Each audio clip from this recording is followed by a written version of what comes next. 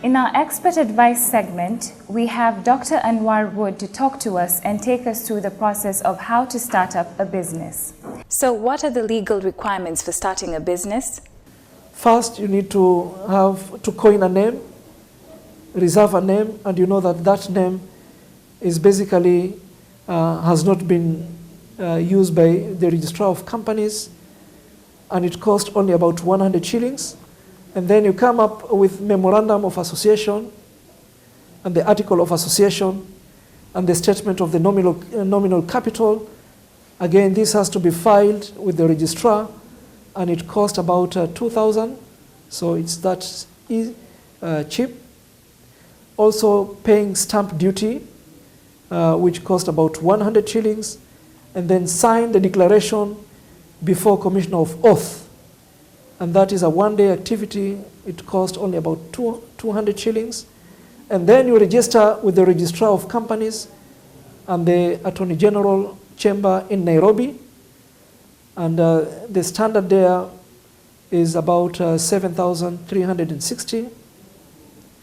And finally, you have to register with the regulatory bodies like Registrar of Tax and Revenue Authority, because once you have registered, you have to file your tax returns even if you're not making profit. So you have to register, and of course you also need to apply for business permit, which is about 15,000, so that you can operate, and you renew that on annual basis. And you also register with NSSF, no charges there.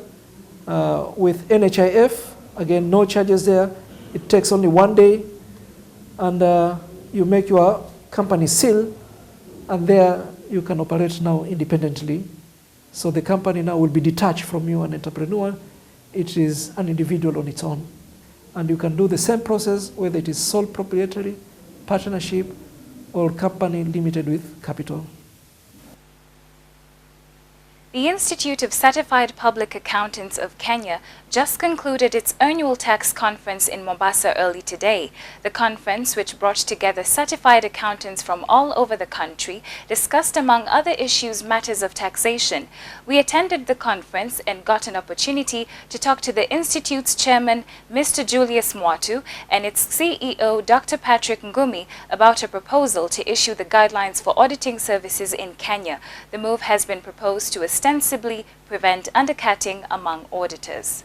I think I would want maybe to reflect back to the 37 years when the Institute was started. And I think we started as a small institute, a few members, and I would say maybe competition was not too stiff, and there was enough for everybody.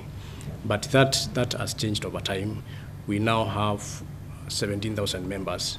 Out of that, over 2,000 are auditors, and of course that comes with a lot of competition for the revenues, and that is where the issue of undercutting comes in.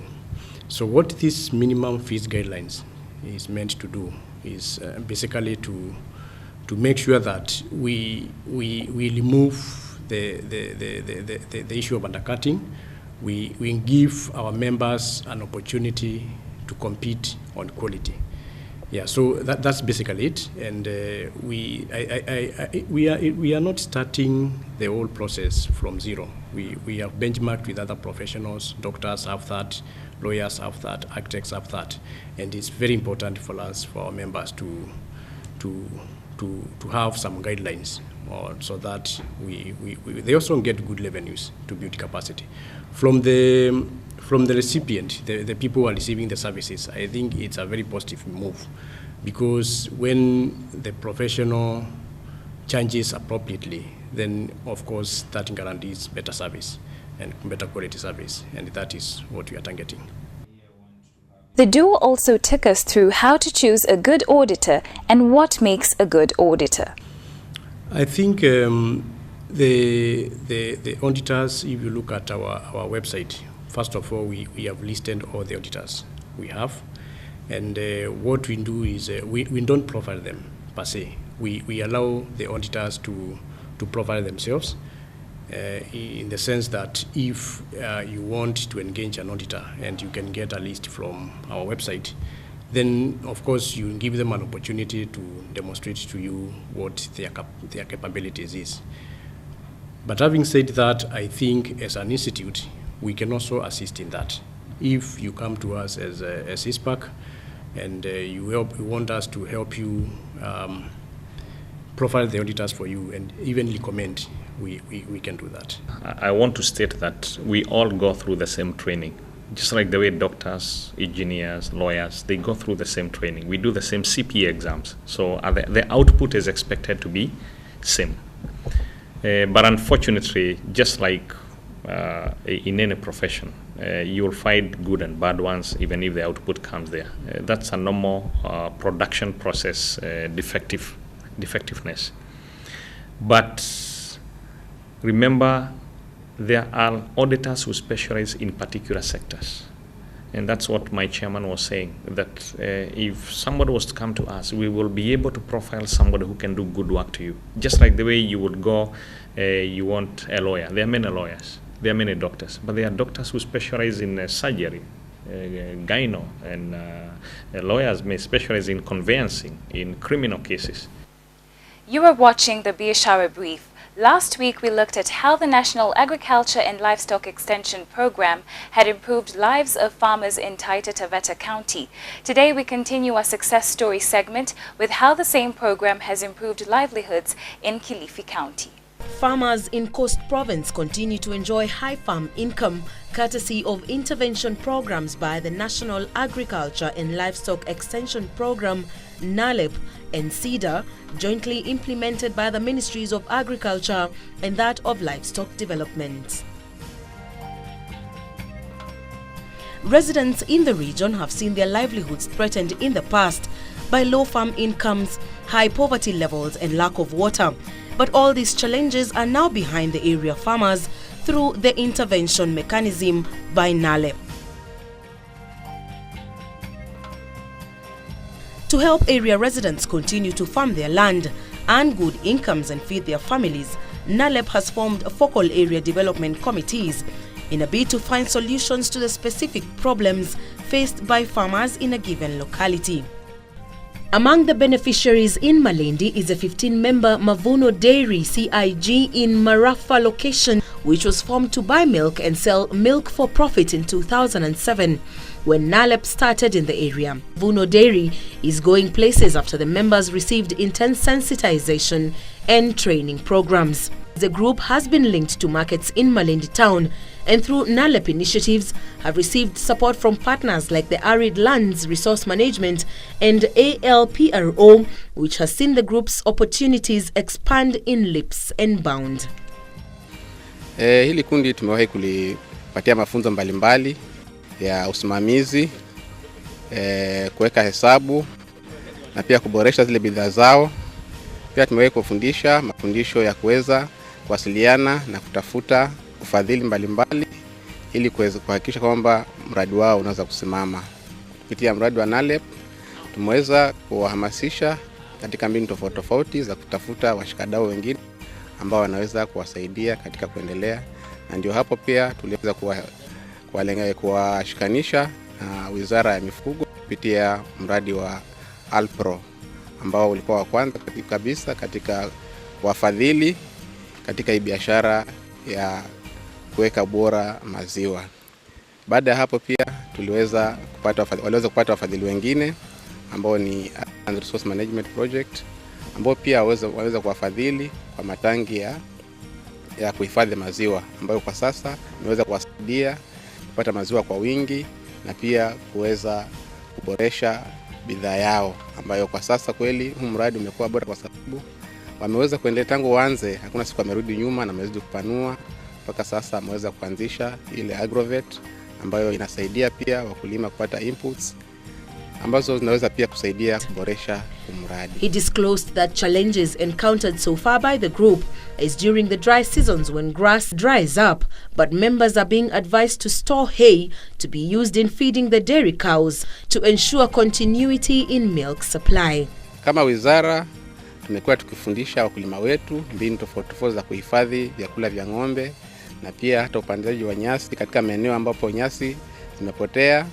kwa matumizi ya mifugo yao wakati wa ukame, sababu tunaona mifugo yetu inahitaji chakula mwaka mzima. Lakini kwa sababu ya changamoto ya kiangazi, tumekuwa na mbinu tofauti ambazo tunaelimisha wakulima wetu waweze kuhifadhi vyakula, kama baada ya kuvuna mahindi waweza kuhifadhi ile miti ya mahindi. Nyasi pia wanaweza kuzihifadhi kwa njia ya hay hasa katika nyumba zao, ili mifugo yao iweze kupata chakula hasa ile ambayo inakamuliwa. Mr. Safari Joseph, the group secretary, says members come together with the aim of uplifting the living standards, create employment and find market for their products. 2007, 2008 tukaanza milk marketing CIG katika Marafa focal area. Tulianza watu 15 ambapo kuna 10 ni wanaume na 5 ni wakina mama. 2008 tukasajili kundi letu kwa Social Service Department, na tulikuwa tuna objectives ama malengo.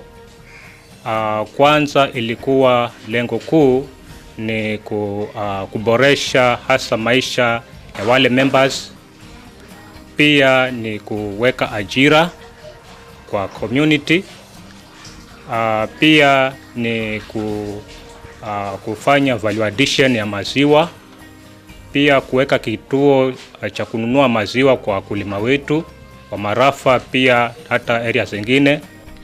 Mr. Safan says products now processed by the group include yogurt, mala, pasteurized milk, milkshake, ice cream and unpasteurized milk. Milk collection by the group has increased from the previous 200 liters per day to 300 liters per day, which also increased to 400 liters during rainy seasons. They have started the Malive agrovet with capital of 120,000 shillings and installed power, and now have a milk cooler with a capacity of 750 liters. Baada ya ufadhili huo wa Alpro, pia tumeona kwamba kuna mashirika ama departments za serikali ambazo zilivutiwa na wakaekeza. Kwa mfano Earthlands ilitupatia vifaa kama kula, ambapo huwa tunakulisha maziwa yetu, na kula hiyo ina capacity ya 700 liters. Pia kuna pasteurizer ambayo tunachemshia maziwa, hiyo ina capacity ya 300 liters. Pia tulipata vifaa kama milk cans 10 ambayo ina capacity ya 150, na pia tumepata log na mifuko yake ambayo ina worth 100,000. And groups such as Zaidi Farmers Youth Group in Kagututa of Bore sublocation, Marafa location in Makarini district, have benefited from the agricultural program with planting seedlings. Members were trained on seed collection, tree nursery establishment and record keeping, among others. David Mwamure, chairman of Zaidi Youth Group, says the groups have benefited since 3 houses have been roofed with iron sheets and several members were able to see their children through secondary education. Kupata kuuza hii miti, tulijaribu kulipa karo za watoto, pia hata kujenga nyumba. Kujenga nyumba ya, tunasema nyumba ya kuisha ambayo ni semi permanent. Kuna nyumba karibu 3, pia kununua mbuzi, kuna kuku ambazo au kuku ama hivyo vyote tulivinunua kwa sababu ya kuuza hiyo miche ya kasorina. He identified challenges facing the group as a drought, which leads to seedlings withering, lack of adequate water tanks, and death of seedlings due to pests and diseases. Tunaona mwaka huu tulipatwa na shida ya ukosefu wa maji kwa sababu kulikuwa na kiangazi cha muda mrefu. Hivyo miti mingi ilikufa kwa sababu ya ukosefu wa maji. He said the group plans to acquire a water tank of 5,000 liters capacity to ensure adequate water supply. Pia hii changamoto ya maji, ikiwa Zaidi Youth Farmers Group itapata kama tangi ya kustore maji kama ya lita 5,000 hivi, ili haya maji ambayo tunayapata karibu ambayo yanatoka katika Kaguguta dam yakikauka, basi tuweze kuwa na tanki ya kuwa tunaweza kuendeleza hii kazi yetu ya kuotesha miche. Whatever we do to improve our lives and contribute to family, county, and national income is a success. We at the Biashara Brief will continue bringing you such success stories to celebrate our efforts in whatever venture.